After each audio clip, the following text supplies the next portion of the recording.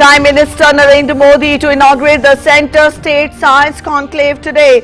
Two-day conclave is being organized at Science City, Ahmedabad. Conclave to strengthen centre-state coordination and collaboration mechanisms to build a robust science, technology and innovation ecosystem across the country.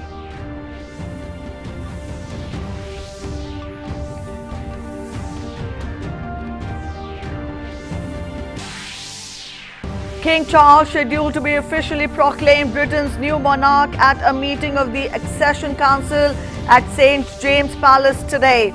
Earlier, Britain's King Charles shook hands with dozens of members of the public outside Buckingham Palace. In his first address yesterday, King Charles named William and Kate the Prince and Princess of Wales. He also vows a lifelong service to the nation. Ukraine's Zaporizhzhia plant situation unstable, warns the IAEA. Shelling of the Ukrainian city of Narendra have led to power outages that compromise the safe operation of the Russian-held Zaporizhzhia nuclear power plant, says head of the IAEA.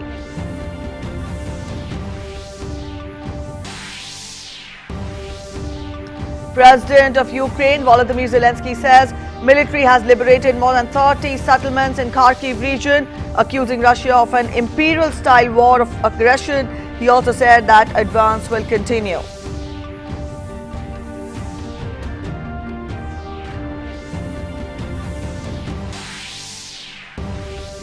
External Affairs Minister Dr. Jaishankar to visit Kingdom of Saudi Arabia today. This will be his first visit to the kingdom as External Affairs Minister of India. Dr. Jaishankar to co-chair inaugural ministerial meeting of Committee on Political, Security, Social and Cultural Cooperation.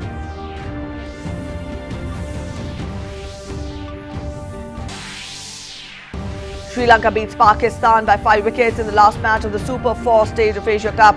Both teams to face each other in the final match tomorrow.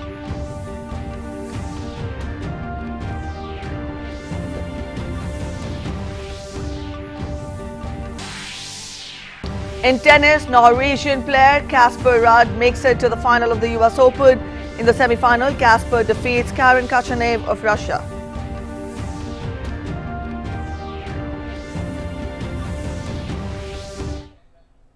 Good morning, you're watching DD India and I'm Preeti presenting this edition of the news. Our top story first. Prime Minister Narendra Modi will inaugurate the Centre State Science Conclave today via video conferencing.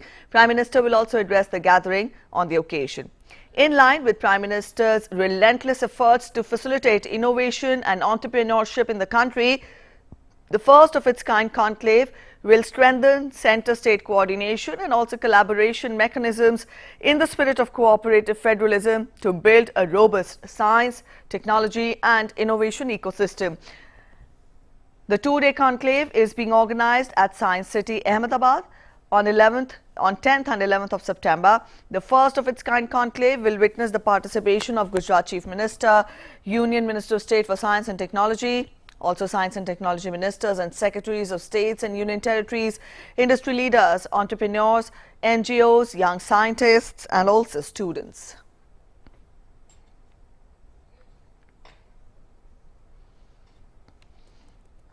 External Affairs Minister Dr. Jaishankar will leave on a 3-day official visit to the Kingdom of Saudi Arabia today. Now, this will be his first visit to the kingdom as External Affairs Minister of India. During the visit, he will co-chair the inaugural ministerial meeting of the Committee on Political, Security, Social and Cultural Cooperation, that is PSSC, established under the framework of the India-Saudi Arabia Strategic Partnership Council. Both the ministers will undertake a comprehensive review of the entire bilateral relationship and will also discuss the progress under the 4 joint working groups of the PSSC committee. Both sides will also discuss regional and international issues of mutual interest, including their cooperation at the UN, G20 and the GCC. The minister will also meet other Saudi dignitaries as well as Secretary General of the Gulf Cooperation Council and will also interact with the Indian community in Saudi Arabia. India-Saudi Arabia relations have strengthened considerably over the past few years. The top leadership of both the countries remained in close touch even during the pandemic.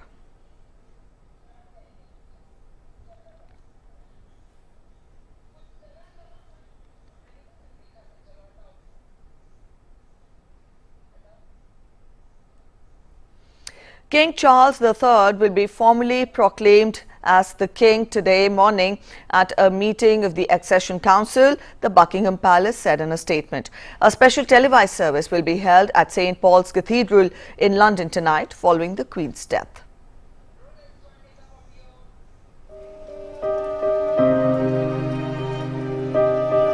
Church bells rang out across Britain on Friday in memory of Queen Elizabeth II. Bells rang out at Westminster Abbey, St. Paul's Cathedral and in Windsor earlier in tribute to her, followed by gun salutes to mark the passing of Queen Elizabeth II.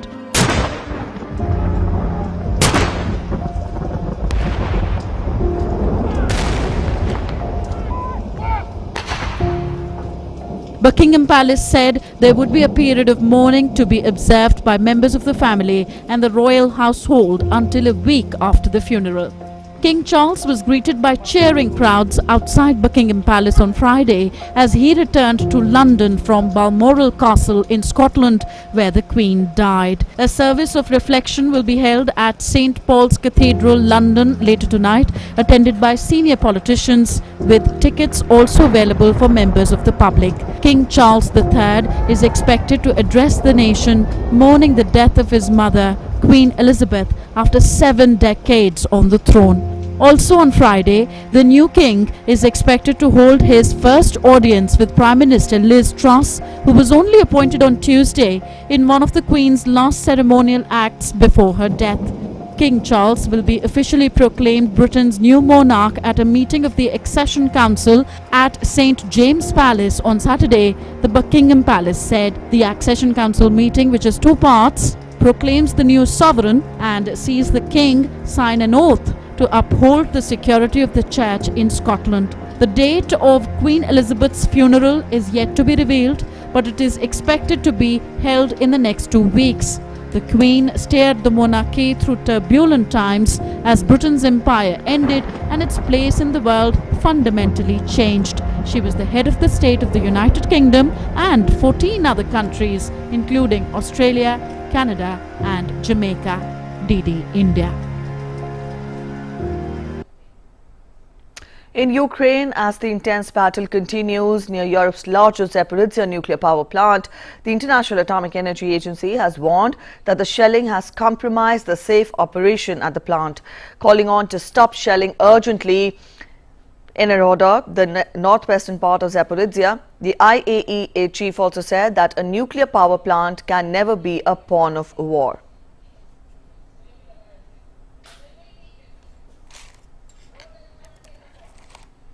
Shelling has caused a complete blackout in Energodar and compromised the safety operation of the nearby Zaporizhzhia nuclear power plant. There is now a low chance that reliable off-site power can be restored. The shelling is putting in danger operators and their families, making it difficult to adequately staff the plant. Together, this has significantly increased the risk of a nuclear accident. Let me be clear. The shelling around Zaporizhzhia nuclear power plant must stop. India and China have mutually agreed to take the talks forward and resolve the remaining issues along the line of actual control and also restore peace and tranquility in the border areas after both the sides started the disengagement process at Gogra Hot Springs. This was on Thursday. Commenting on the disengagement announcement by both the sides, Chinese Foreign Ministry spokesperson Mao Ning said on Friday at a regular press briefing in Beijing that beginning of the disengagement at Gogra Hot Springs area is a positive development that is conducive to peace and tranquility along the border. She added that China is committed to properly handling relevant issues through communication and dialogue. She further said that the agreement was the outcome of multiple rounds of talks between both military and diplomatic levels and is also conducive to peace and tranquility along the border areas. India has consistently maintained that peace and tranquility along the LAC were important for overall development of bilateral ties.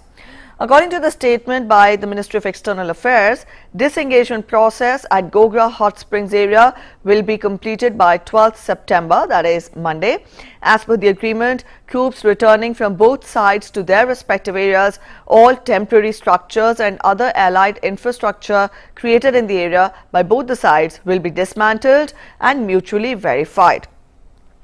Further, the landforms in the area will be restored to pre-standoff period by both the sides. The agreement ensures that the LAC in this area will be strictly observed and respected by both the sides, and that there will be no unilateral change in the status quo.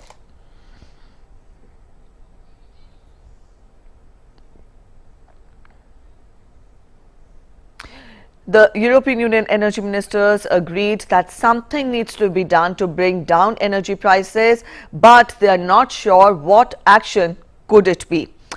Also, they are not in agreement on the price cap for Russian supplies, as many are still heavily dependent on Russian gas and also will probably have to compromise on their positions or pay a high price when demand peaks in the winters.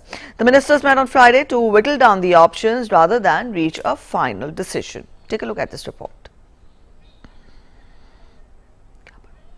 Meanwhile, in a major breakthrough, Ukrainian President Volodymyr Zelenskyy informed that Ukrainian forces have regained more than 30 settlements in the Kharkiv region during the intense battle with Russian troops.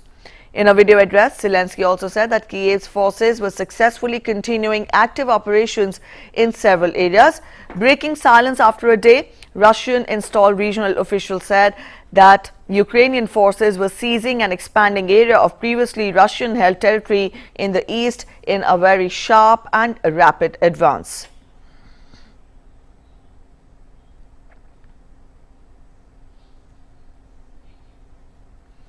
Amidst the food crisis driven by the war in Ukraine, Russia's President Vladimir Putin shared plans to export 30 million tons of grain by the end of the year. Putin said that Russia was ready to increase the volume to 50 million tons. The price of foodstuff has surged around the world in recent months, leading to fears of famine in poorer countries, in part due to the conflict in Russia and also the conflict in Ukraine, and also Russia's 5-month blockade of Ukraine's Black Sea ports. Since then, the situation has eased as Ukrainian exports have restarted, albeit still at a relatively low volume. In May-August of this year, the Russian Federation supplied 6.6 million tons of grains, wheat, barley, corn to world markets, of which 6.3 million tons was to the countries of Asia, Africa and Latin America. In total, by the end of the year, we will supply 30 million tons of grain and are ready to increase this volume to 50 million tons or more. Because this year's harvest, thank God, was good. The European Union energy ministers all agreed that something needs to be done to bring down energy prices, but they were not sure what action that could be. They are not in agreement on the price cap for Russian supplies, as many are still heavily dependent on Russian gas and will probably have to compromise on their positions or pay a high price when demand peaks in the winter. The ministers met on Friday to whittle down options rather than reach a final decision.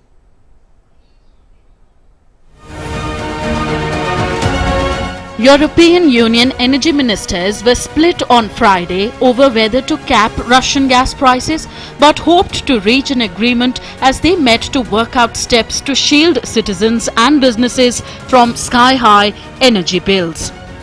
We are in the energy war with Russia, and Putin is trying, by manipulating the gas market, to break the social peace in our countries and affect our way of life and also attack our economies. And we have to set and send a clear and strong signal that we will do whatever it takes in order to protect our households, our economies. EU diplomats say member states broadly back proposals to help power providers from being crushed by a liquidity crunch, but are divided about plans to cap Russian gas prices. Russia, which supplied Europe with a third of its gas supplies until its invasion of Ukraine sparked a crisis, has said it would turn off supplies completely if a cap is imposed. Imposing a price cap on Russian gas is not enough. We want a cap on all gases that is entering Europe, so we can control the price and bring down the invoices. Baltic states are among those backing the idea, saying a cap would deprive Moscow of cash to fund military action in Ukraine, an idea to claw back revenues from non-gas power generators and spend the cash on cutting consumer bills has also stirred resistance in some European capitals.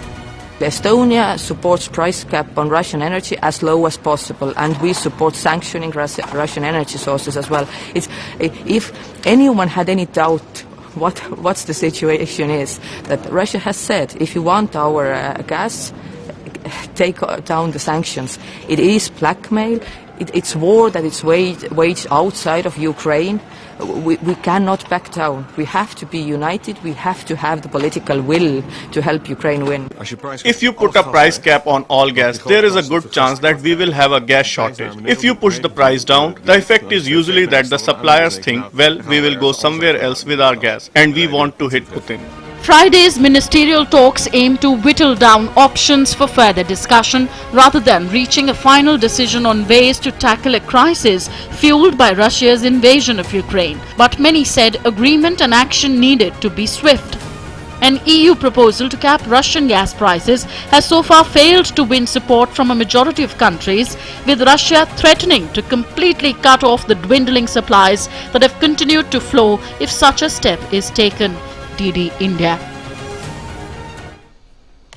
UN Secretary General Antonio Gutteres is on a two-day visit to flood-ravaged Pakistan. He appealed to the world for massive help for Pakistan on Friday to boost the response to a disaster that government estimates has caused $30 billion of damage. The government says that lives of nearly 33 million people have been disrupted. Both the government and Gutteres have blamed the flooding on climate change. Gutteres further said that it is not a matter of solidarity, but it is a matter of justice, and the world needs to understand the impact of climate change on low-income countries. Pakistan needs massive financial support to respond to this crisis that have costed, according to some estimates I've heard today, about $30 billion and counting. And that support is entirely necessary, and it is not a matter of solidarity, it's a matter of justice. It is absolutely essential that this is recognized by the international community, especially by those countries that have more contributed to climate change. The United Nations launched an appeal for $160 million in aid to help Pakistan cope with the disaster. After meeting Sharif and Foreign Minister Bilawal Bhutto Zardari, Gutteres will tour flood-affected areas during his visit. In July and August, Pakistan got 391 millimeters of rain, which is more than the 30-year average. The southern province of Sindh has seen more than 466% more rain than average. Record monsoon rains and glacier melt in northern mountains have triggered floods that swept away houses, roads, railway tracks, bridges, livestock and crops. It killed more than 1,391 people. Huge areas of the country are inundated and hundreds of thousands of people have been forced from their homes.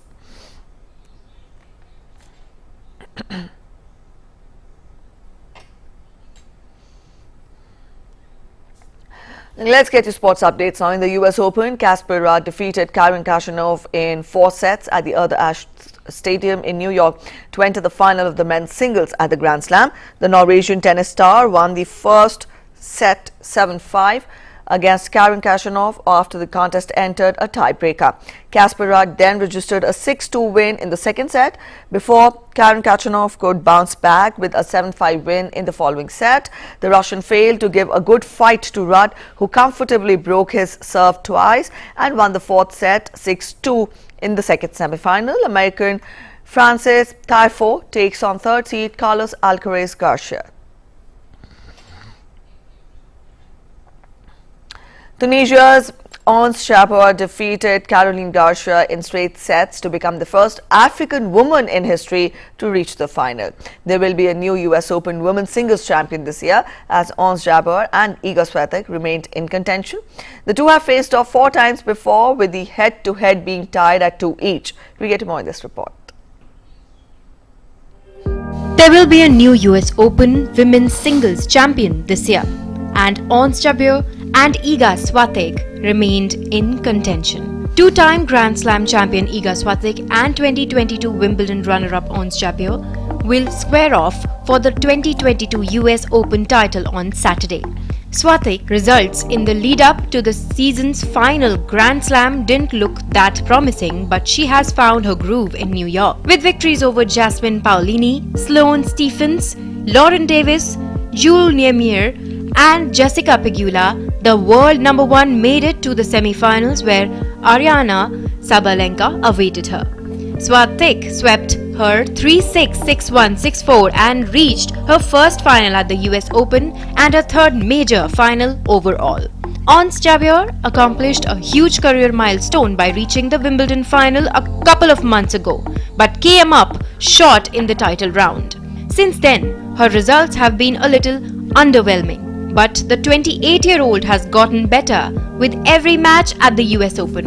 Jabeur defeated Madison Brengel, Elizabeth Mantlik, Shelby Rogers, Veronika Kudermetova and Agila Tomiljanovic to set up a semi-final showdown against the in-form Caroline Garcia. The two have faced off 4 times before, with the head-to-head being tied at 2-2. Swiatek won their previous encounter at the 2022 Italian Open in straight sets. Iga knows her final with Ons Jabeur will be a tricky one. Jabeur also made history as the first African woman to reach the final of Wimbledon in July. Sports Desk, Today India. Sri Lanka completed a remarkable comeback as they recovered from a crushing defeat in the Asia Cup 2022 opener to top the Super 4 stage. Jaishankar's men hammered Pakistan by 5 wickets, successfully chasing 122 runs in their final super match, which was also the dress rehearsal for the big final on Friday. Sri Lanka will head to the final against Pakistan with winning momentum on their side. The much anticipated battle for bragging rights in Asia will be played in Dubai tomorrow. Aaron Finch has announced that he will retire from one-day internationals after the final match of the series against New Zealand in Cairns tomorrow. He will continue to captain the T20 side into their defence of the World Cup title next month. Finch has had a run of 50-over cricket this year, making just 169 runs at 13, with 5 of his last 12 innings being ducks, including 2 days ago in Cairns. In the last 7 innings, he has made just 26 runs. Despite the lean end of his ODI career, Finch will exit with an outstanding record that brought over 5,400 runs with 17 hundreds, currently the third most for Australia's men, and was part of the team which won the 2015 World Cup. Chelsea have appointed Brighton and Hove Albion boss Graham Potter as their new manager to replace Thomas Tuchel. Potter joins Chelsea a day after they sacked Tuchel, with the team 6th in the league on 10 points after 6 matches. Chelsea sacked the boss after they suffered a shock 1-0 defeat away to Dinamo Zagreb in their opening match of the Champions League group stage. The London club finished 3rd in the Premier League last season, but are 6th with 10 points this term after 6 games, having lost at Leeds United and Southampton. Tuchel joined Chelsea after the sacking of Frank Lampard and helped the club win the Champions League in his first season. He also led them to UEFA Super Cup and FIFA Club World Cup titles last season. Potter has taken Brighton to 4th in the table so far this season with 6 wins, 1 defeat and a draw. That's it in this edition of the news this morning. Thanks for watching. Bye-bye.